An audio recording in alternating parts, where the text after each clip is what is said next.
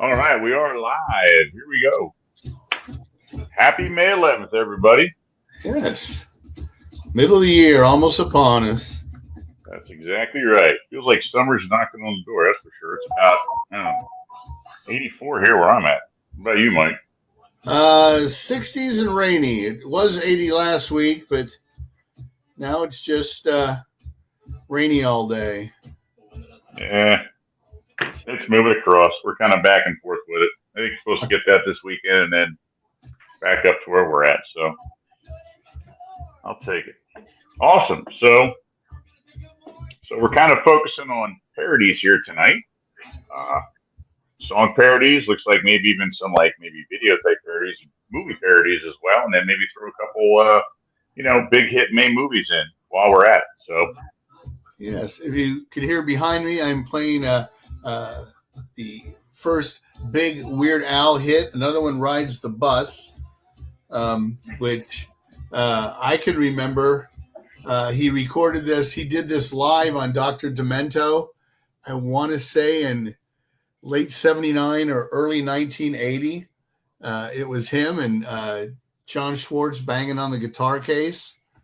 And it was, I was familiar with Weird Al. He had My Bologna and oh yeah, My Sharona, right? What to play next? Okay, yeah. a couple other songs. But I finally got around to watching the Weird Al movie, Weird, this week, played by Daniel Radcliffe from Harry Potter, and it was very funny, and it was, for those of you who don't know, Weird Al's parents were architects, and he was going to be an architect, but the film takes an entirely different look at his life, very very fictionalized. His dad just works in a factory, and he keeps telling him he's going to get him a job, but to be careful because his dad has lost his right hand in an accident. And it just kind of progresses into the story, and Dr. Demento's in it, and a bunch of other people. I think Jack Black plays Wolfman Jack, and I just saw Tenacious D the other night. Jack Black should be doing heavy metal. Him and Weird Al. We saw my son and I saw Al a couple months ago, and it wasn't his stuff. He did a couple of his songs at the end, but it was all just hard rock and metal. And they both have amazing voices. So I just thought that, between Tenacious D and the Weird movie, this would be a fun topic because parody and comedy songs, Mr. Jaws from 75 hit number 3 on the Billboard charts and number 1 on Cashbox. So we've kind of grown up with funny songs. Oh, absolutely. Ray Stevens back in the 50s and 60s with, Guitar Zan and Ahab the Arab and, the Streak. So they've been around forever. Well, they have been around forever, but I'll be honest with you, Mike, from a research standpoint, when it comes down to trying to find some that aren't Weird Al Yankovic or prior to Weird Al, it's out there, but you're just flooding the internet with Weird Al Yankovic. So it's hard to work around the guy because of who he is. I mean, yeah. I can't think of anyone, at least maybe stateside, who's bigger, and on a universal level. You know what I mean? No, I think Al made it popular. Like I can remember Ray Stevens. The Streak was big. There was a song in the mid 70s called Shaving Cream. That was the thing was he'd say a line and end it with the word it, and then he'd say, but instead I stepped in a big pile of shaving cream, and that was a hit. Funny songs, Mr. Jaws and songs like that took current hits and kind of told a story. And maybe we can play Mr. Jaws when we get out tonight. But they would tell a story and then they would play clips from popular songs. So I think the 70s is where that in late 70s and then with Al in the 80s, I think is what made everything so big. And Airplane, talking about films, Airplane parodized popular films, now like the Scary Movie films. And even before that, though, Young Frankenstein, Blazing Saddles, which was a takeoff on the Western. So Oh, sure. It'd been Well, around for well, before we kind of jump around too much, let's take a dive down the rabbit hole of music first. Want to give that a shot? I'm ready. All right, let's do it here. Let me get us going here. So, like I said, you started the conversation off with Weird Al Yankovic, so I thought that's got to be the first guy that we hit on to talk about. I just tried to pull up, a bulk of his albums, and I have not seen the parody on him from Harry Potter, but I did watch a documentary on it. And I mean, he's an amazing musician in his own right. Before he got into the parodies, I mean, he was a working musician. He could rock that accordion. Yeah. Oh yeah. And was serious with his writing and really wanted to go somewhere with it. And I can't remember if it was like maybe not out of disparity, but out of his like, all right, I've got to get something that here it sticks, and try to parody was very doubtful. And, people started to take notice to that. And that's really what kind of took off for him. So, yeah, because some of his original stuff, Christmas at Ground Zero and One More Minute, they're good songs. One More Minute is written like a 50s doo-wop song, and it's funny as hell, but it's just so well written, and musically it's very, very true. It's like Billy Joel could have put it on his Innocent Man album. It was so 50 themed. But my first introduction to him would have been, I'm trying to think of the album. Maybe was it the 3D album? Early 80s? Eat It? Yes. Yeah. That was my introduction to him. And if I'm going back, I would have been, I don't know, 12, 13 years old, somewhere around there. Ballpark of that. And that was my first big take on him. And from there, we had the album, we followed him along. I didn't have a lot of albums outside of that. I wasn't a huge parody guy, but every time he had something come along, he was spot on with the genre he was hitting, because the genre of music he was hitting was big. He wasn't kind of locked into one particular type. And the way he was able to pull it off, I mean, seamlessly, to take some of these parody things you come across, like I've been looking at parody YouTube videos and other parody songs. The context of it is there. The artistic side of it is there. But like with anything that's progressive, you got to get the streams to cross it or it doesn't work. Yeah. It's a thin line between a tribute and just kind of crap. Hey, Kelly, welcome. A friend of mine, the great Luke Ski, he bills himself. He's a lot of times he's always on the Funny Five on Dr. Demento. He writes some good parody stuff, and he actually wrote a really good Star Wars parody when Episode 1 came out. And I talked to him afterwards because Weird Al had The Saga Begins to the tune of American Pie, and Luke was like, "It's a good song," he goes, "but I didn't have the opportunity to read the script before the movie came out." So Al knew what was going on. That's when he wrote it. But it's very hard. You can, I can remember making up, singing songs and making, funny lyrics in my head and stuff, but nowhere near as clever, and certainly not to the popularity that Al Yankovic came up with. Yeah, without a doubt. Yeah. And I was scrolling through. I mean, you and I had that talk, both big Star Wars fans, last week, and so I definitely made sure that I pulled some clips of him, and I didn't realize. I just thought he had what was The Saga Continues or The Saga Begins or whatever. He also did a Yoda song. Oh. Yeah, YODA to Lola. Yes, I'm totally unaware of that, and I'll leave it muted, but I'll just kind of pull it up and let it roll in the background here for a minute. as we chat. So, but yeah, I tried to grab a couple things. I'll be honest with you, I was tempted to almost do a Star Wars parody song page because I found some other ones, but nothing really stuck. So, anyway, here's the this will be the Yoda song in the background. Oh no, this isn't. This is the saga This is, begins. yeah. Yeah, yeah, and this would have been episode 1, right? Phantom Menace, I believe. So, yeah, good stuff. You know what? I gotta say, the other thing I noticed about it is he doesn't age. I mean, he truly doesn't age that much. No, he's always kept here he's got kind of the short hair, but he's always kept the hair and the Hawaiian shirts, and Yeah, he just maybe playing the accordion keeps you young.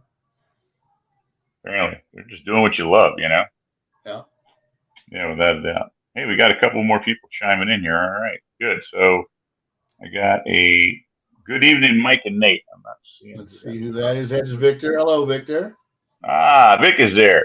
Vic, I said people didn't get on and put their name in. I'm calling them all Victor tonight. So whether right or not, I'm calling you Victor. So yeah, we got Victor. Kelly's in, which is good. She's saying hi to Vic as well. So very cool. And Sonia messaged me, so I told her to hop on with us. So I'm sure she'll hop on here. Good.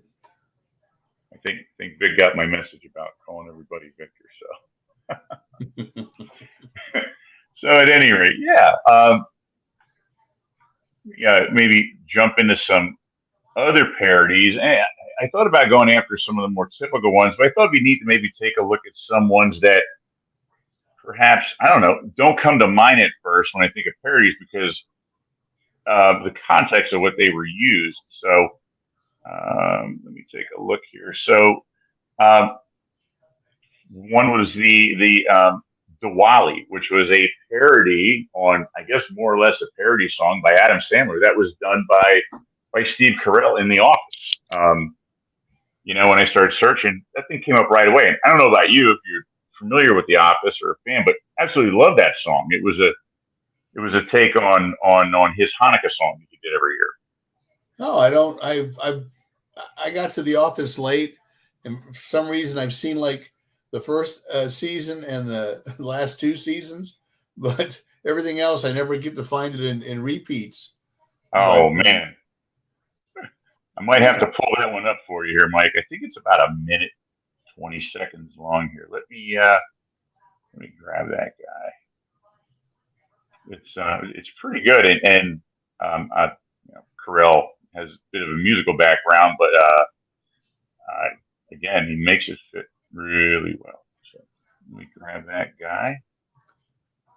Because I do remember when he's famous for when I know the episode when Toby leaves and they say he's interested for his or famous for his parody songs like Beers in Heaven and Totally Eclipse of the Fart. Total Eclipse of the Fart. But then he does the, Goodbye Stranger to Toby, but Goodbye Toby. Yeah. Yes. And he has like quite the falsetto voice. And there's a couple musicians on that show, which is what's interesting. The guy who plays Dwight is quite the musician. Obviously, the guy who plays Andy is a wonderful musician. Yes, Andy. I did not realize how talented Ed Helms was because I'd only known him from The Hangover, and he plays a little piano in that. But when he does, he's playing the banjo and he's playing songs on his guitar. It's like really, he's a pretty talented guy. And then Creed, of course, Creed was in the Grassroots. So yeah, oh yeah, absolutely. He's like rock really. I mean, my gosh, he recorded, toured with like the Doors, the Rolling Stones, Jimi Hendrix. I mean, the guy's amazing. I'm sorry, Ed Helms actually has a bluegrass band. I mean, they have albums out. I mean, very talented musician. Yeah, amazing stuff. So, all right, sorry, enough of me yapping here. Let me play this. This should be fun. So, all right. It's a tribute to one of the greats, Mr. Adam Sandler. Diwali is a festival of lights. Let me tell you something. Tonight has been one crazy night. So put on your saris. It's time to celebrate Diwali. Everybody looks so jolly, but it's not Christmas, it's Diwali. The goddess of destruction, Kali, stopped by to celebrate Diwali. Don't invite any zombies to a celebration of Diwali. Along came Polly to have some fun at Diwali. If you're Indian and you love to party, have a happy, happy, happy, happy Diwali. Happy Diwali! Okay, I think I have seen this. This is where like he meets Kelly's parents and he Carol Yes. they break up. Okay, I have seen that. Okay. Okay. Yeah. Yeah. I apologize. I'm a little jaded because I'm a huge Office fan, but just a fabulous, fabulous episode there. Yeah. So, anyway, hey, we got a couple good responses there. Yeah, somebody thought it was pretty funny. Well, that's hilarious. So, jumping around some of the other pictures I threw up here, you were mentioning some earlier guys. And I did a little digging here, and Stan Freberg, which the name really rings a bell, and I couldn't really, I didn't recognize the picture at all. And I started looking him up, and I mean, he started out doing parodies of like Elvis back in like the '60s, which I thought was really kind of interesting. Again, the name rings a bell. I can't say I recognize any of the music, but again, I think between my age and my background, like I said, Weird Al is kind of what really started all that off. So it wasn't some. And I have a really, really big musical background. I have a father who's been a musician for a long time, but definitely not something I'm familiar with. So, Stan Freberg was one. Well, I was going to say Shel Silverstein, but he wasn't really parody, but he just wrote some very unusual. I mean, he wrote a lot of songs that were hits that were very tongue in cheek. Cover the Rolling Stone, Sylvia's Mother. He was another one that kind of brought comedy to the mainstream, I guess, by writing just slightly offbeat songs, but people could, they'd still, they would listen. A Boy Named Sue. I mean, Johnny Cash's big hit. Sure, Johnny Cash. Yeah, absolutely. Shel Silverstein. Someone's asking what year was the episode of The Office? I'm not sure if maybe that was season 5, perhaps somewhere around there. I have to look it up. I'm not sure. I'm assuming it's Vic. It says Facebook user, so I'm calling him Vic. Yeah. Tonight, so. And Vic mentioned that Weird Al won his first Grammy with Eat It. He won Grammys pretty much every year for a comedy spoken album. And then sometime in the late 1990s, they changed the rules of the category where so he didn't. I mean, it was almost like let's not let Al win anymore. And then eventually, I think a few years ago, they changed it back. But there was a time when it had to be all original, your original stuff. So because Al was using existing music from somebody's hit, it wasn't original because somebody else had written the music. And I think he said in an interview that the only artist who would not, Coolio's agent supposedly gave him the okay to do Gangster's Paradise. And then Coolio was like, well, I didn't say he could do that. But the only artist I know that Al said has turned him down was Prince. Everybody else, I think they saw the popularity of getting obviously getting some of the publishing rights because it's their music, but also reaching an audience maybe that hadn't heard their stuff, and they go, oh, okay, that's the parody. I wonder what the real one sounds like. Sure. Yeah. I mean, becoming like the gateway, introducing it to a new musician through that way, which is kind of interesting. But yeah, absolutely. Yeah. So, got a question here, Mike. Maybe you can decipher this. Is he in the RRHOF? He It is makes sense. not. He is not in the Rock and Roll Hall of Fame. Ah, okay. Neither is Foreigner. Neither is Styx. Um, they should just make it the Music Hall of Fame and maybe have different wings. Because I've been to the Rock and Roll Hall of Fame like 3 or 4 times, and there are people in there that are very talented. Tupac's in there. Biggie Smalls is in there. Dolly Parton's in there. And even Dolly was like, "Yeah, I don't do rock and roll." They should just say Music Hall of Fame. Here's the country wing. Here's the heavy metal wing. Here's the comedy wing. I mean, Jethro Tull isn't in it. And they won the first Grammy for heavy metal. So Yeah. yeah. Yeah, they were. I was there a few years ago, 3, 4 years ago. I want to say right before COVID hit. We were there, and yeah, it was pretty. You were pretty amazed. And then I read up on the process and how it takes place, and so it's kind of a screwy process. And it seems like, unfortunately, with some musicians, it kind of takes some of the validity away from them, where they're not too concerned. Like you mentioned.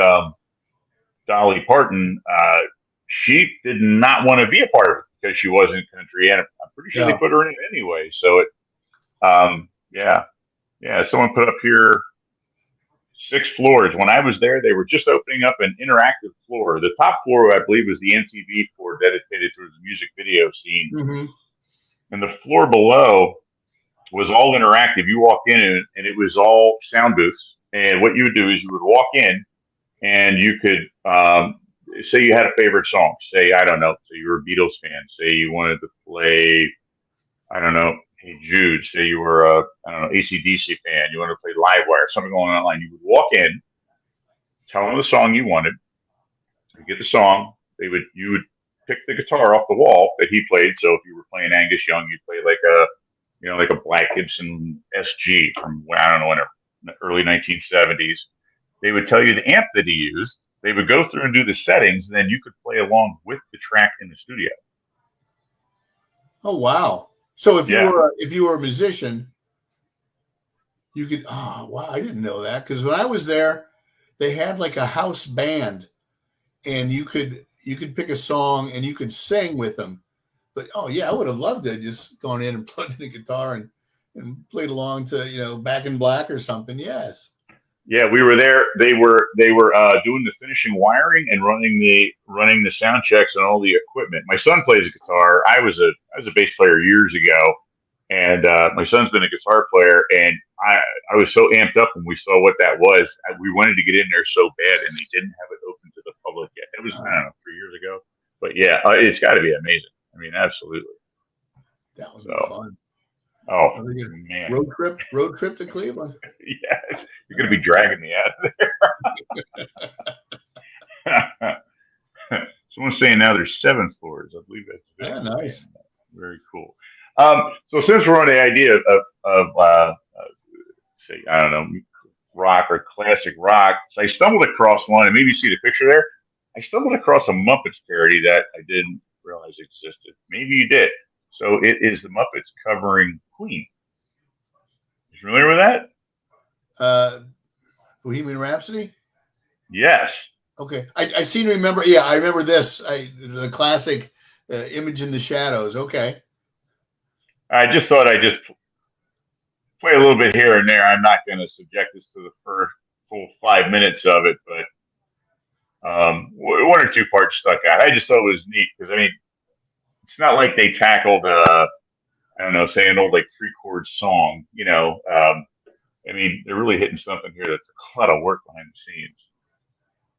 So I thought that was pretty impressive. So It is. They've got the Mayhem, the band, Dr. Teeth. Dr. Teeth, right? They've got a movie. They've got a movie on Disney Plus called Mayhem about them doing an album. They want to watch that this weekend. Sounds good. There they are, the Mayhem. Yep. Beaker. Dr. Teeth. I had a T-shirt of them guys when I was a kid. Janice, Animal.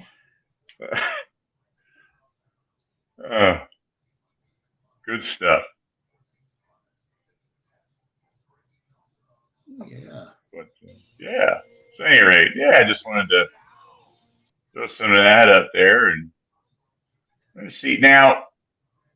Um, I have something else on here, and it's kind of straight from the obvious.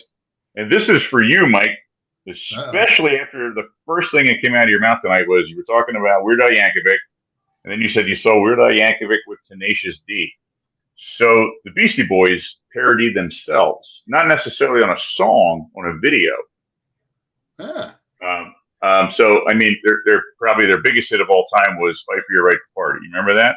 Oh, it's a huge hit here because Travis Kelce likes to yell it after every Super Bowl celebration, gets the audience, gets 80,000 people at Arrowhead to chant it. So yes, very familiar with it. So they came up with a parody video, and the best part about the parody video is if you watch closely, and I'm just going to hit clips of it, but there's going to be one particular clip just for you. Um, there are more comics and celebrities in this video than I think I've ever seen in a movie, or I'm sorry, in a music video. It is unbelievable. You got to look really close. There's members of The Office, Saturday Night Live, Tobey Maguire, and even some bigger names here. So I want to pull this up, and I'm just going to just show you a little bit at the beginning because it literally picks up right where the "Fight for Your Right to Party" video ended, where they're literally like falling through the door. Mm-hmm.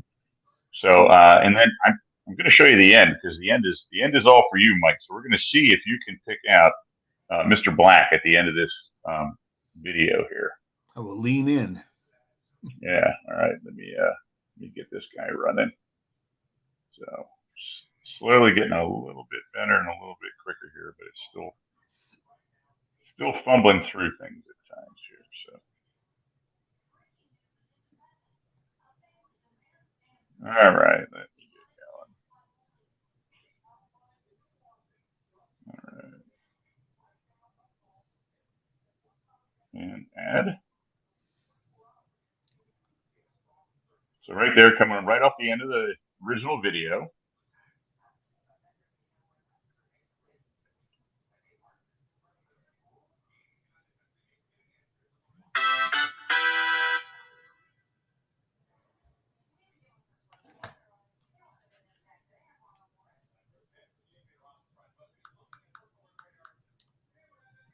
There's Mr. McGuire. Hopefully you recognize some of the other guys there.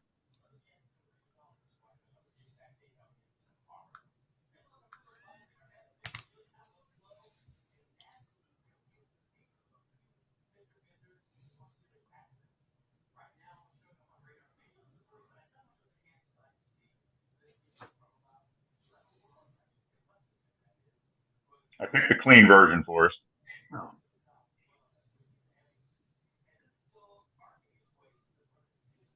Hopefully you recognize that guy. He's got a pretty good beard going now.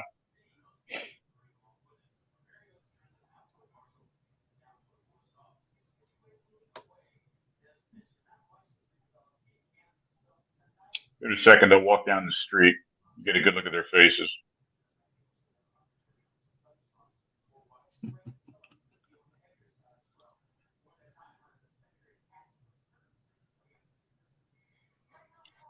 Someone's asking who the group is. This is the Beastie Boys.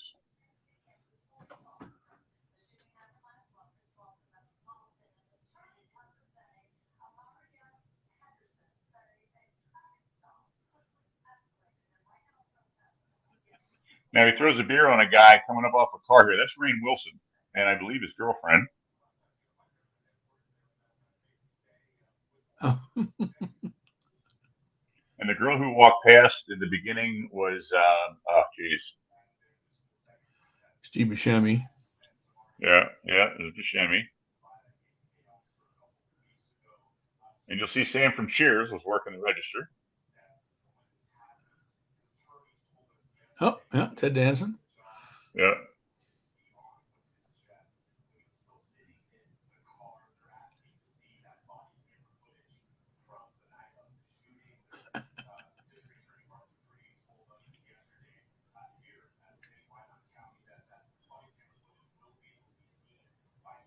See if you recognize the limo driver here. You might recognize one girl or two as well. I'm not sure who she is. The other two are actresses. So the one on the left is from Saturday Night Live.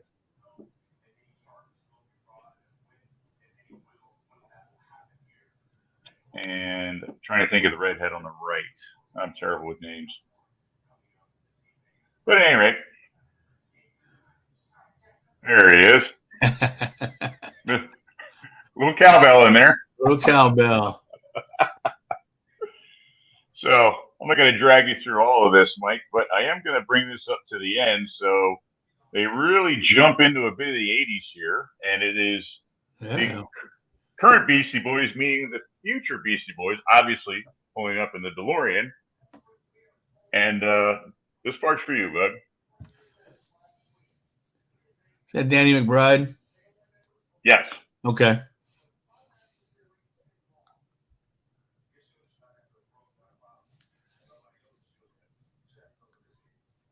And there's Mr. Black.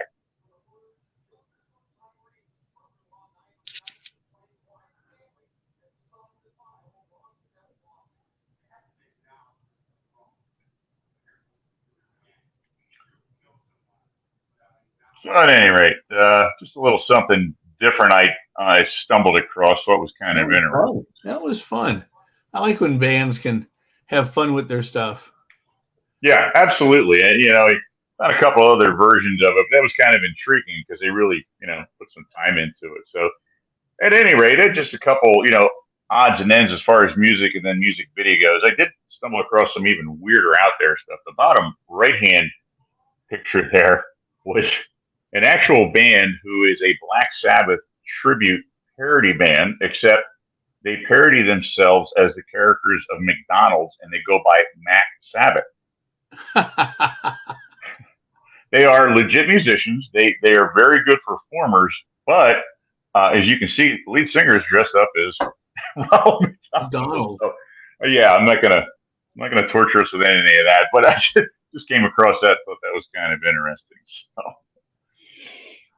And I started to stumble across things, and I came across, other parody songs, and I happened to come across a lot of superhero ones. One of which was Spider Pig, and I thought, how can we not discuss parody? I have a Spider Pig. I have a stuffed Spider Pig in the basement. Yes. Yeah, there you go.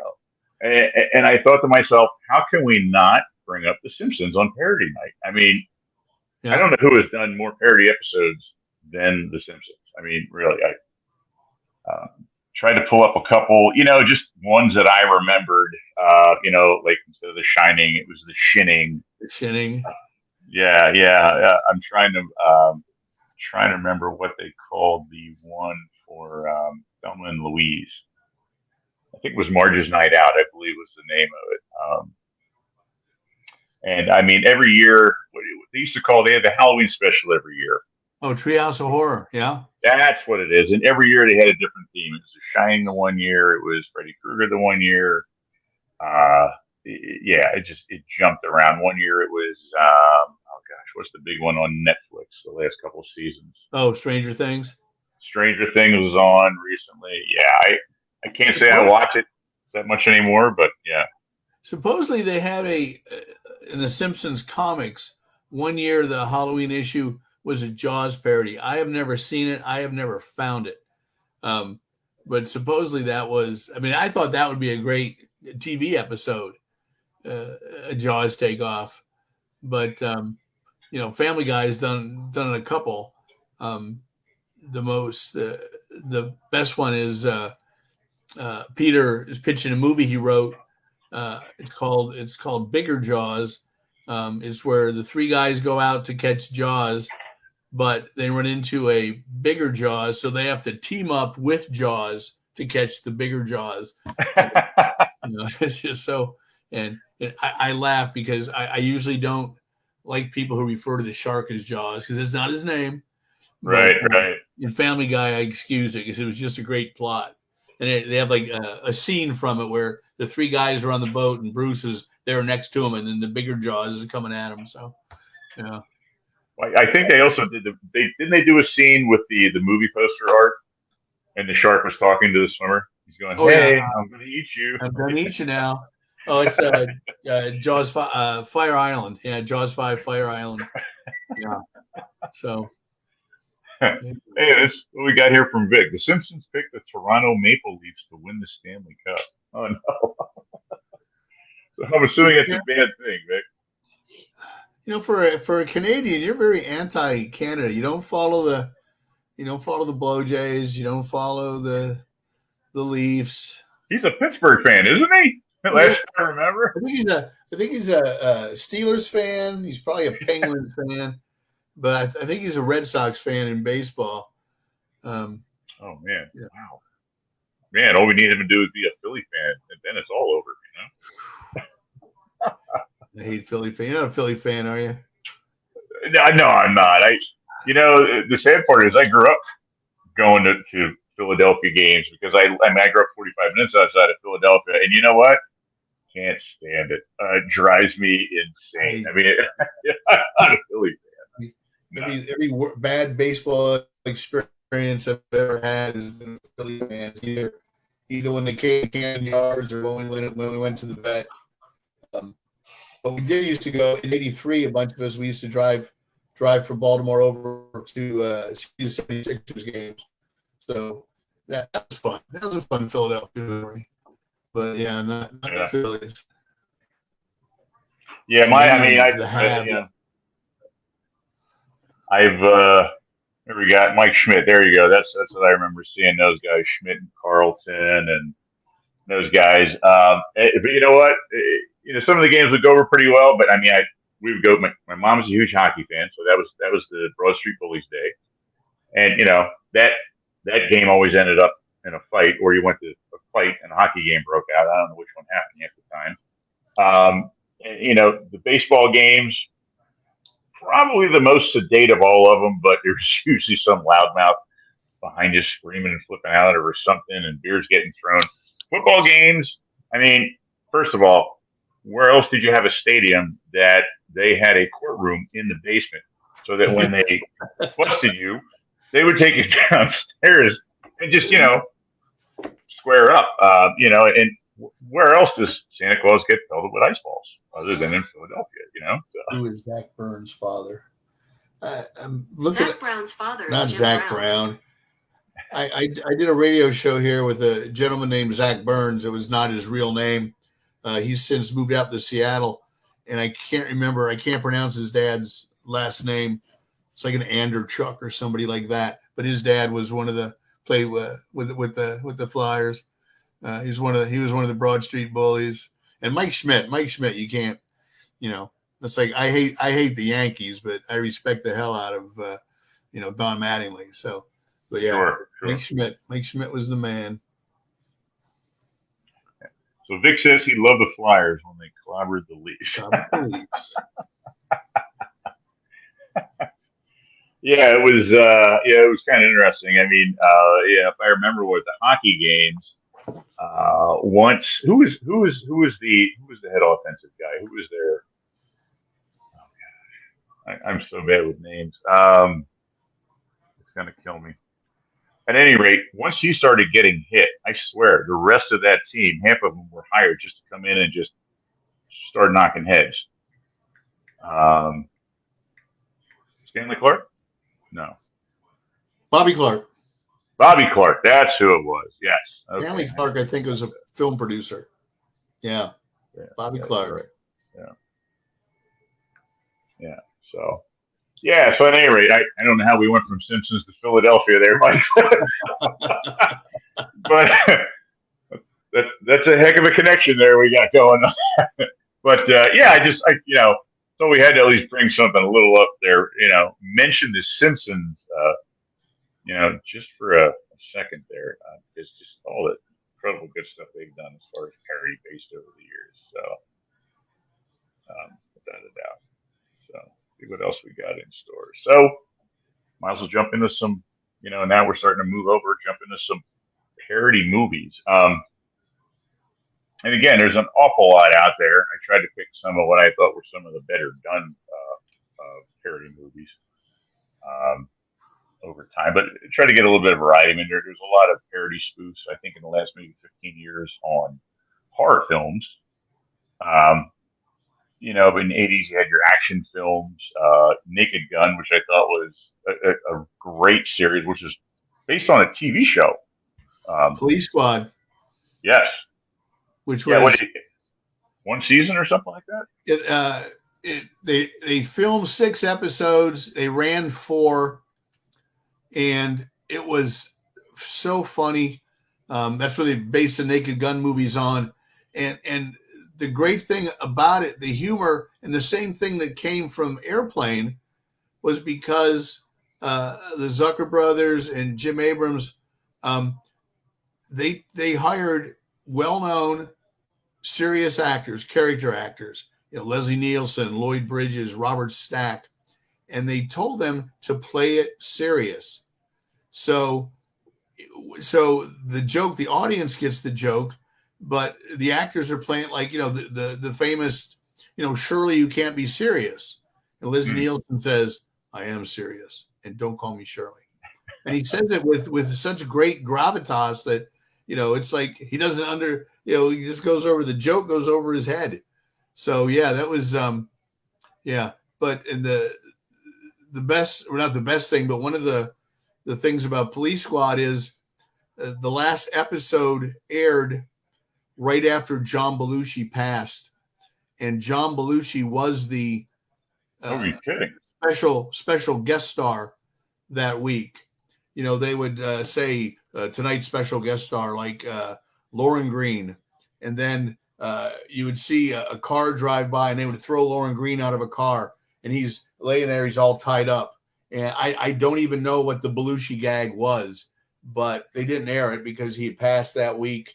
And as far as I know, I think Police Squad's on DVD, but I don't believe they've included whatever it was, what he did on the disc set. But yeah, it was just it was a funny show. It just didn't, where Airplane kind of was a hit. I don't think Police Squad translated well to television audiences because, part of a TV show is you got a half hour and you really have to pay attention. And I think the humor went over a lot of people's heads. But seek it out. I think there's episodes on YouTube, and I know there's a box set somewhere. So seek it out, Police Squad. Yeah, I didn't know it existed. I don't know, out of high school, I was working at a dealership, and the one mechanic, we were eating lunch one day, and I told him that we had seen, I forget if it was 1 or 2, and he was telling me what it was based on, and he had a bootleg VHS copy. We would sit and watch them during lunch, and it, if it wouldn't have been for him, I'd have had no clue that was even a thing. And yeah, they were easily just as good as what you saw in the movie. You know what I mean? Minus the extra money in production. I mean, really done well. Yeah. And some of the jokes that were on Police Squad, they ended up in the movie. Yeah. Yeah. Yeah. Only Peter Lupas from Mission Impossible was Nordberg on the TV show, and in the movies it was OJ. O.J. Simpson. Right. Well, they put him through hell too, didn't they? Yeah. Little ironic there, huh? I remember the week that the whole thing with OJ and the Bronco chase and everything. That was the week after Naked Gun 3 came out. And I was getting calls because I was doing working for a theater chain. People saying, "How could you exploit this horrible tragedy by making a movie that with O.J. Simpson in it?" I want to say they made this movie like a year ago. So same thing with Lawnmower Man. Was it Lawnmower Man or something else? A movie with Jeff Fahey, but whatever it was, it came out the same day Jeffrey Dahmer was arrested. And maybe it wasn't Lawnmower Man, but it had something to do with body parts.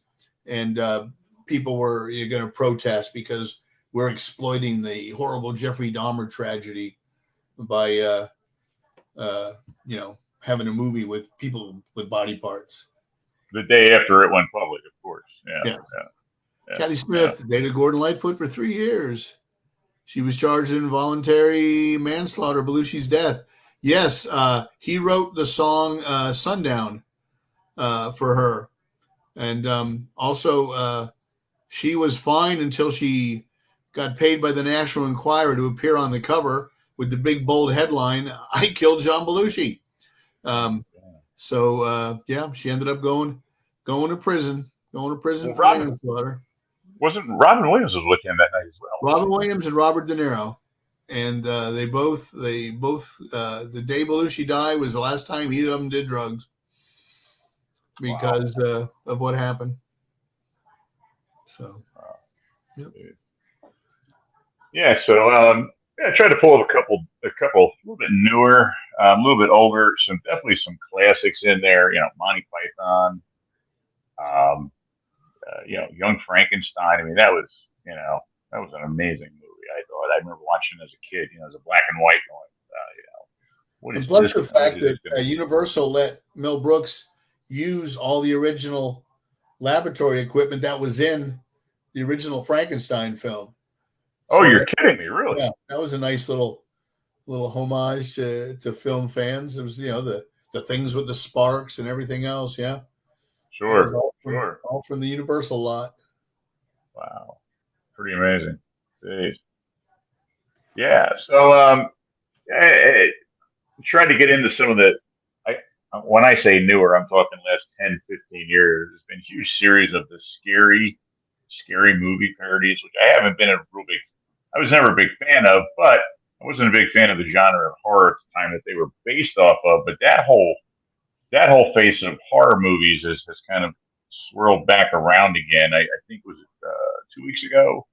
The Scary Movie was just remade and released, I believe. They also did another Scream, but was it? Yes. Was it for cable or did it come out in theaters? I think it came in theaters. I saw posters for it. I didn't see it. Yeah. But I can remember seeing the first Scream in Atlantic City at a convention, and they ran it at midnight. So most of the theater people that were there, the owners and home office people, they were old anyway, so they hated it. But next day at breakfast, they were all talking about how it's not going to make a dime and nobody cares. And then, once it's a hit, they're all going, "Oh, I knew it. I told you. I told you it was going to." No, you told me nobody was going to go see it. So, is Sharknado a spoof?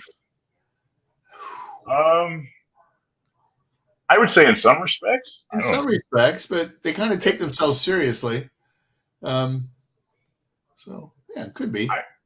I want to say it's a spoof on all the creature movies that were hitting the Sci-Fi Channel when the CGI got real cheap. However, it was a very serious take, and it was their own direction. You know what I mean? It wasn't, coming up with another Shark versus Octopus that had Debbie Gibson in it. I mean, they really took it to the nth degree. And, towards the last one, ironically, when I saw the third one, we were on Martha's Vineyard. It debuted that night. And so my son and I had to sit down and watch Sharknado 3 on Martha's Vineyard. And, that was like watching like a 1967 version or episode of Batman, because anyone and everybody was trying to get in that movie. Yeah. Yeah, Yeah, my website partner, Mike Giancarelli, he's in Sharknado 3. Yeah. No kidding. Yeah. And he's really good friends with the director, who is Tara Reid's brother. And in Sharknado 2, when they have all the different sharks flying around and they kind of freeze frame them and throw up the scientific name, there's a shark. It's a Carcharodon mediamicus. So they named a shark after the website. So that was kind of cool. Yeah, that's very cool. So someone's asking, was Blazing Saddles a spoof? Blazing Saddles was a spoof on the entire spaghetti western genre, I believe. Yeah, it's every western. The very pious townspeople and the evil people with the black hat and the villain, which was Harvey Korman. The bullets ricocheting and reverbing off the floor. You know what I mean? And yeah. Mongo was still my favorite though in that one. When he puts the horse down, oh my gosh. I think the now you I, can't I, do that. The ASPCA be on you. The Humane I was Society. I was just going to say I think they're still protesting that one. It's a horse. They lay down. You just Yeah. kind of help them right now. You just kind of yank the reins. So I'm sure he got paid. I'm sure he got paid for his stunt work. Oh, absolutely. I'm sure he led a pretty good life after his career was done. But yeah, and then who thought he'd end up? What was his? Mike, I got to say, you're the information guy. I'm a teacher, and I always tell my kids' parents, I am wonderful with faces, can recognize faces. When it comes to names, I am horrendous. In fact, I'll tell my kids, hey, listen, guys, after you leave here, if you ever run into me, don't expect me to remember your name. I'll tell you 3 things you did in class. Don't ask me what your name is, and don't take that, as a hint. It's so bad that if we go out to meet someone, perhaps a friend from high school I haven't seen in a while, or an acquaintance I knew at one time I haven't seen for a period of time, if my wife hears me say, "Hey, buddy, how you doing?" She knows I have no clue what that person's.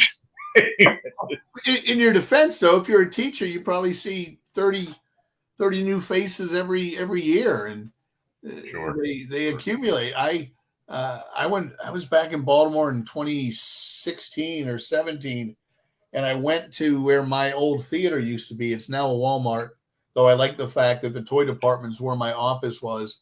And it was in a big shopping center, and it used to be a great flea market on the other side of the shopping center, the parking lot, and it was still there. And I walked over there and just walked around. A couple people, I hadn't been in Baltimore in 20 years, and they were going, "Hey, movie guy, you're a movie guy," and I'm like, "Yeah, hey, how you doing, guy?" That I guess came to the movies a lot. So yeah, I'm bad with faces as well, especially when you meet when you meet a lot of people, but especially you. I mean, you see different people all the time. Yeah. Still, you immediately put yourself in. At least me with the kids, I put myself into their shoes and go, "Oh man." But But it's you got to play your strengths. easier for them because they only had to remember your name. One name they had to remember, and you're a teacher, so you have a huge influence on them. I mean, I'm still friends with my 6th grade teacher. He had such a great influence on my life. So yeah, be glad they remember you. Yeah, absolutely. All right. Well, I got just a little bit here before we wrap up, and so we talk a little bit about just hit on a little bit of May movies. I threw this out as an extra topic if we had the time, to at least scratch the surface. And I don't know. I didn't realize how many movies came out. Big movies came out in May. I mean, when I pulled up the list was unbelievable. And so, but right away I'm thinking, oh, well, you're talking about we're in summer blockbuster month. But when I think of summer blockbusters, I'm thinking of June dates. Yeah. And I was very quickly reminded of I just pulled up some movies that are coming out this month or have come out, like Guardians of the Galaxy 3 just came out and it's just busting all kinds of records, right now. You said the new Scream had come out. I'm trying to think what has been out recently that has done very well. But I mean, the amount of films, I literally started to jot down some ideas and some lists. And I mean, we could have done an entire hour. I mean, just on that.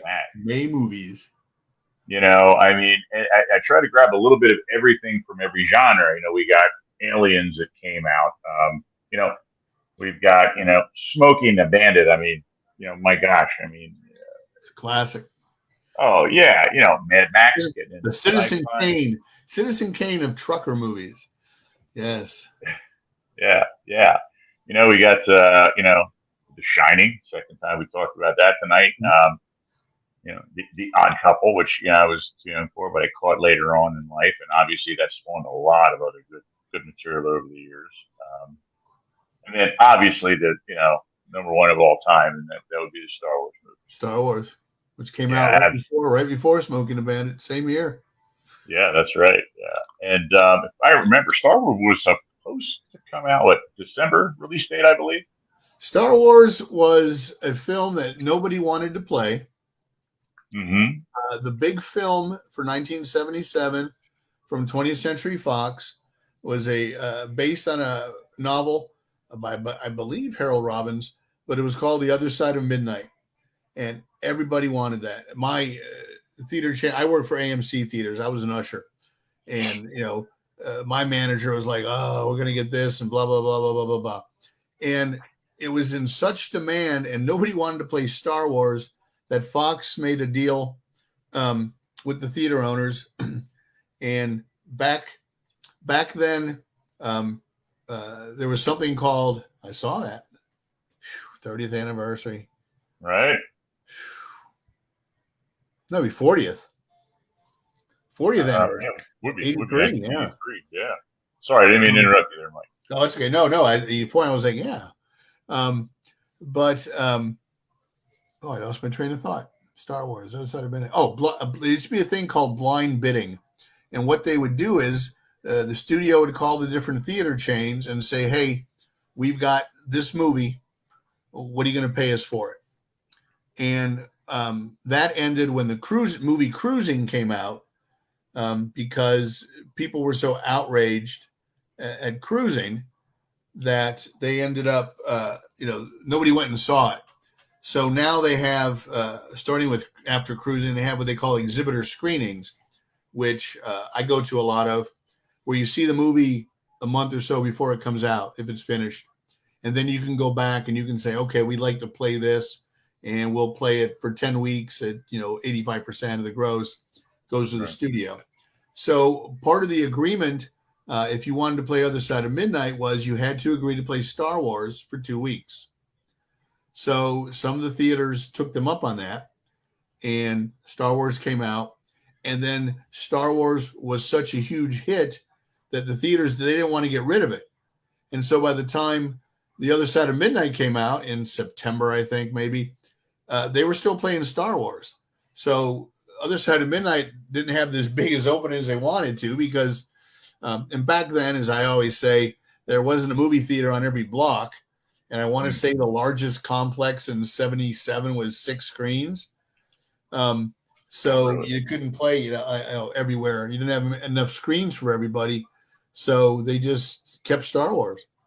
So, that's the story of how Star Wars became a hit.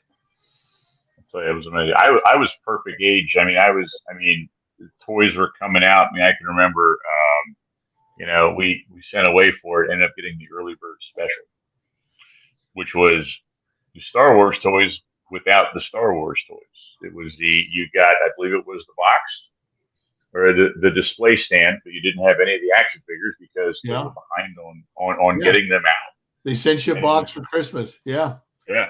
Yeah. And you got a promise that you were going to get the action figures, and then the action figures came out. I was perfect age for that. I really was. I fell in love with that stuff, and to this day still have somewhat of a collection of mine, and luckily I was able to pass it on to my son. When my son was about 2 or 3, he's a huge Batman fan, and I turned him on to Star Wars, and he went on a collecting spree. He wanted to take what I had and try and collect the rest of the original, and like 78 action figures. I think it was 80 some if you had there was like the last 12 with the coins or whatever, and you could buy the Star Wars things at a half decent price still. You get from like flea markets and like wholesales and stuff like that. And so we get a pretty good collection for him. And when he was done with it, I just boxed it all up, and it's put away for him. Once he's out on his own, it's his to do what he wants. Well, you can probably buy a new house with what you got. That's it wasn't, Lucas was smart when he negotiated. He could see what was going on. And he could kind of foretell the future of stuff, because he kept the licensing rights from Fox, and they actually, and Fox, Alan Ladd Jr., who was the head of 20th Century Fox, despite the millions and zillions of dollars Star Wars made, the board fired Alan Ladd Jr. because he gave up the merchandising rights. Okay. Because that's got to be in the billions by now. In the billions of toys, and now they reissue them. I go to the store and they've got like reissued of the original Star Wars cards, and There's nine different Han Solo figures, and yeah, I have a Well, when they, I had a I'm friend. sorry, what, I met him in '96, and he had all but one of the entire action figure. He couldn't. I don't know what he was looking for. An obscure figure, but his girlfriend knew. His girlfriend knew it. That's how I knew she was a keeper, because she knew what action figure that he needed. So if they went somewhere out of town, she'd go to flea markets and antique stores and stuff. I don't know if he ever got it, but that's what he wasn't knew. the tall snaggletooth with the silver boots, was Oh, I don't know. it? Those were one of the hard ones to find. They came in I'm sorry, now I'm going off on the Star Wars. Oh no. They came, it wasn't Kenner that did everything. Like Sears did certain kits, and Sears did a Cantina kit, which I had as a kid. Basically, a lot of theirs, it was a cardboard backdrop with printing, and then you had plastic stands. You could kind of put them in action. And it was a Sears kit, and Snaggletooth in the movie was short.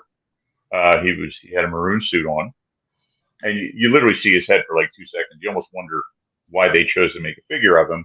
And it came with Snaggletooth, Hammerhead, Greedo, Walrus Man, and the Snaggletooth, for whatever reason, was full height, full size, and he was a blue, like a navy blue, and had silver boots.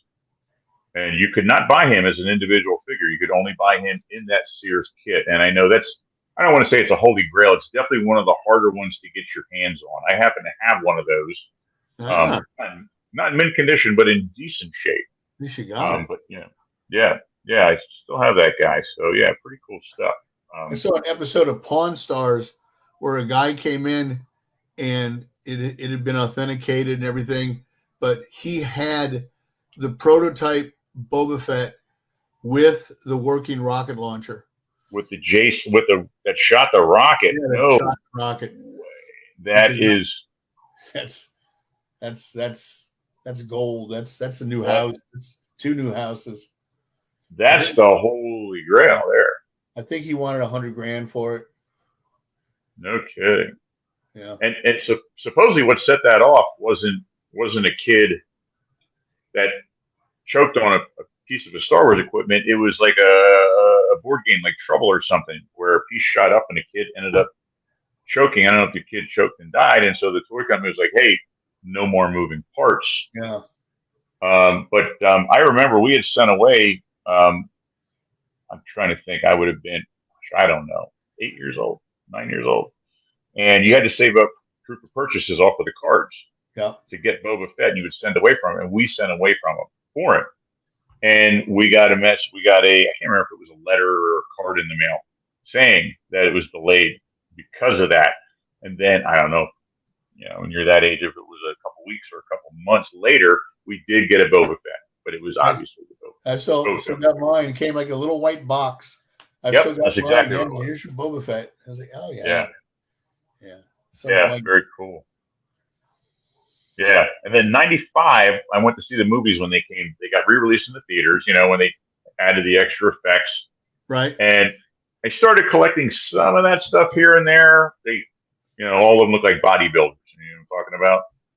They all had big, thick chests on them, and they never really took off. I don't know if it's because all the collectors really dug in on those and bought those up, but the value of those, I think, to this day, really aren't all that good. They never came up with the I bought a bunch of Power of the Force.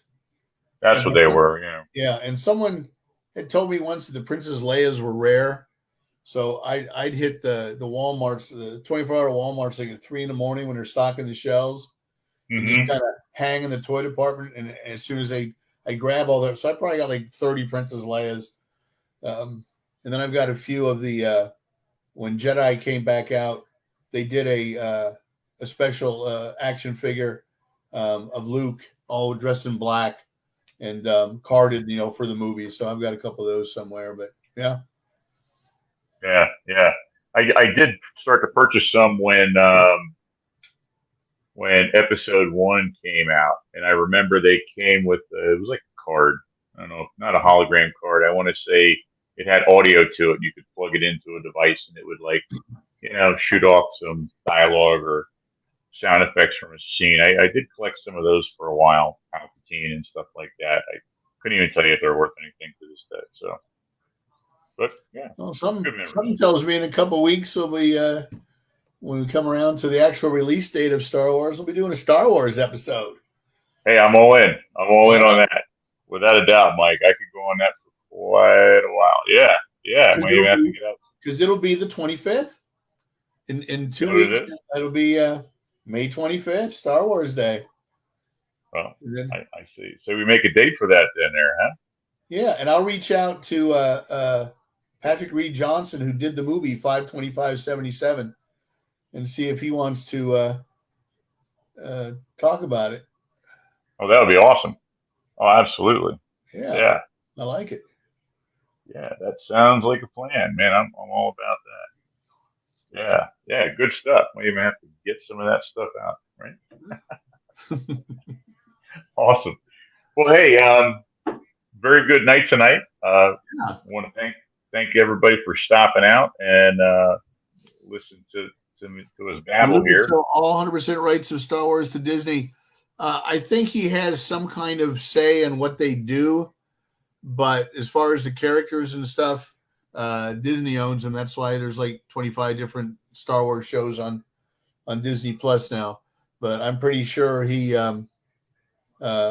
sure he kept the merchandising. Oh, did you say you want to hear Migos Star Wars? Dun, dun, dun, dun, dun, dun. And then little, yeah. I won't play the Miko version. I'll just hum it for everybody. Yeah. So at any rate, I want to thank you guys for coming out tonight. Mike, what do you want to go out on? Well, I was going to say the Miko Star Wars theme, but I wouldn't want to offend one of our. Let's go down, Smokey and the Bandit. Let's go down with go out with Eastbound and Down. Hey, there we go. Yeah, that'll work. Play Eastbound and Down.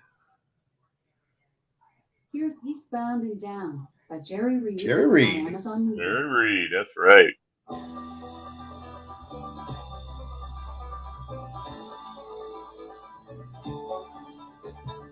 Eastbound and down, loaded up and trucking. Are we gonna do what they say can't be done? We got a long way to go, and a short time to get there. I'm eastbound just like no bandit run. Keep your football on the pedal, some devil mind that brake. Let it all hang out, cuz we gotta run the make. Thursday in Atlanta, and there's beer in Texarkana. I will bring it back no matter what it takes. Eastbound and down, loaded up and trucking. Are we gonna do what they say can't be done? We've got a long way to go, and a short time to get there. I'm eastbound just like a bandit run. Wonder if people are still that up on Coors these days. What do you think? I don't know. We got our dog Emmy. We had to drive to Texarkana and get her, and I bought a Coors there, and I stood under the city limit sign and held it up and just put it on Facebook, and I was pleased how many people got the reference. Yeah. Which and then I'll stop. Which Smokey and Bandit was it where Jerry Reed was the bandit and they were trying to take Smokey a the shark? Bandit 3. Yes, they were moving a They had a shark. really quick cameo at the end of Burt Reynolds when Sheriff Justice finally pulls him over and he imagines that it's Burt Reynolds. But it also got Jackie Gleason to do real movies again because when Gary Marshall wanted him to do nothing in common, he said, well, I've retired. And Gary Marshall said, Jackie, if you died tomorrow, your last movie is Smokey the Bandit 3. And he said, I'll do it. Yeah. Awesome. Well, all right, guys. We're going to let it roll out on a positive note, and you heard what's going on in 2 weeks, so get ready for Star Wars. Mark your calendar for Star Wars. Next week, Let's Talk Jaws Live. Until then, have a great week, everybody. Nate, thank you again, as always. Very much, Mike. Excellent night today. Not a good last, not a good time, man. Appreciate it. See you guys. Good night.